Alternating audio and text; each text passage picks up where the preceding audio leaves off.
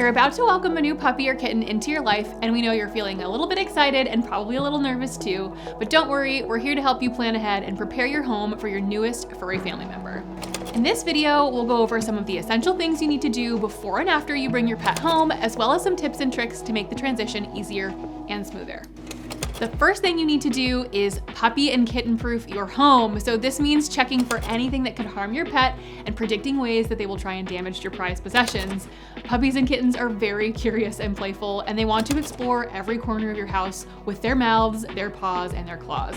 So you want to make sure that there's nothing that can hurt them or cause them trouble. Some of the things that you need to look out for include the following: very small spaces where they could get stuck, open fireplaces, gaps behind kitchen appliances and underfitted cupboards, cleaning fluids and disinfectants, medicine, both human and animal medications, electric cables that they could chew on or get tangled in, fragile home decor, any toxic foods within easy reach, small objects that they can swallow, anything that they can chew on essentially, poisonous plants, and where the bin is kept, so make sure that's locked or put away. You may need to move some of these items to higher shelves, lock them in cabinets, or cover them with covers. You may also need to install things like baby gates, door stops, or window screens to prevent them from accessing certain areas or escaping outside. If you want more information on what foods are poisonous for pets, check out the dedicated video in our channel.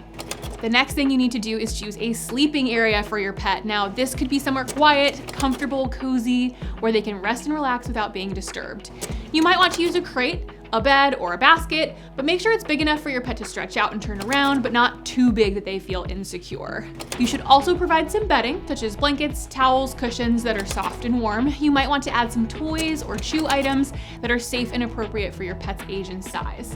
This can help them feel more at home and keep them entertained, but it's important to try and supervise your pet with these items before leaving them overnight, because a lot of the times, like puppies who are created for the first time will happily chew up whatever lovely blanket you've left them. So test them out first. You may find that you need to change where you've put the sleeping area to accommodate the needs of you and your pet. So for example, don't forget young puppies often need a trip or two outside overnight to go potty, so you might want them in a location close to where you sleep for ease of purpose. The last thing you need to do before you bring your pet home is to get stocked up on supplies. So these are the things that your pet will need on a daily basis, such as food, water bowls, collars, and more. We've got videos on both kitten and puppy shopping lists on our channel, so check those out.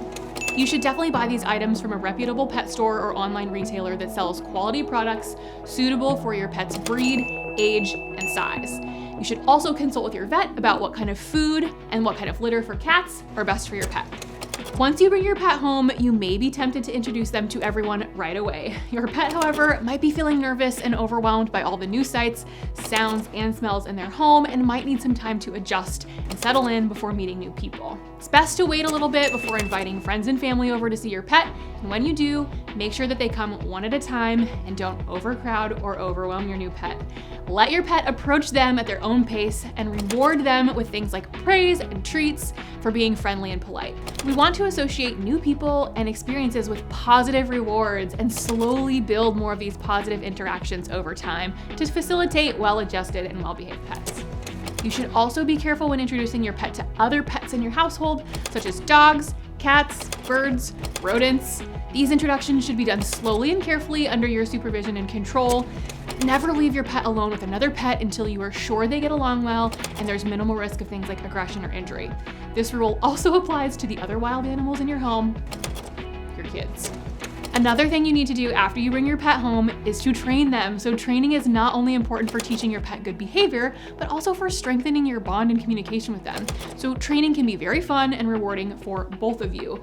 The sooner you create a routine and a training plan, the less stressful the transition can become. Obviously, there's some big differences between training a cat and training a dog, but there are some general things you can apply to both of them in the first few weeks at home.